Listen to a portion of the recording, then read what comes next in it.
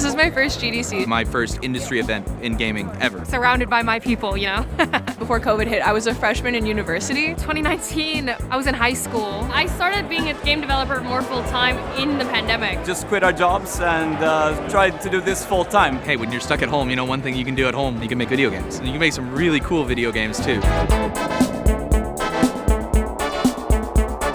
Game developers from all over the world come here to connect and learn and show off their latest creations. But the last full-size Game Developers Conference was in 2019.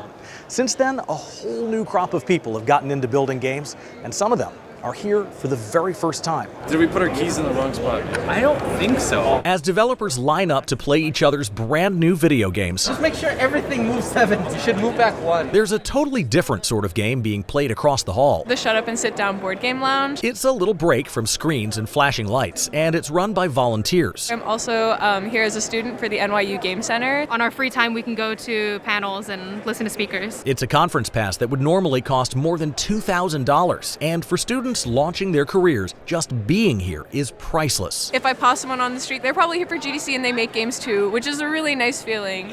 It's hard to meet other game designers. And lately, that's even true for people who work in the industry. Everybody is just so eager to connect and reach out and bump into people. It's really, really, really cool. Kai Cavender started building games at home during the pandemic. I imagine there's a lot of people here who are finally coming out of their shell after the whole, being stuck inside working for a couple of years, and they got some really cool stuff to show. That includes teams that formed without ever meeting face to face. The studio is remote. I'm one of the few Americans on the team. Across an ocean, they built the game Viewfinder. When you place these photographs in the reality that you're in, you distort the setup to open up these new worlds. New worlds that are making their debut on the world stage. This is actually the first time we've ever shown this. Lifeless Moon is an astronaut adventure. We've been working on this for so long, so many years, and it's a huge payoff to be able to see people get so excited for it. In Robo Frenzy, your old electronics become the bad guys. These crazy Macintoshes, giant Walkman, and video game consoles. Spencer Yip is unveiling it for the first time, but that's only half the fun. It's really inspiring just to be here and see all these other amazing games too. Retro fighting games are all the rage this year, including this one. The name of our game is Drag Her. It's a drag queen fighting game. It's bloodless cartoon violence. It's kimchi on the left and Alaska on the right. Using the names and real voices of well-known drag queens. Pulling bows out of their hair to attack with, or using their acrylic nails to guard. It's just stupid. It's really stupid.